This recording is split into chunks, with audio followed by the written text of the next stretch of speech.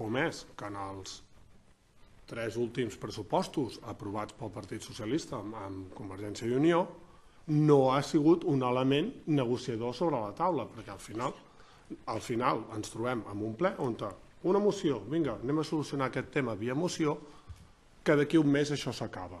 Patapam, segona moció, la de la policia local, anem a solucionar aquest tema sobre la taula, que d'aquí un mes s'acaba. No són això reptes que a aquestes alçades de la legislatura un grup polític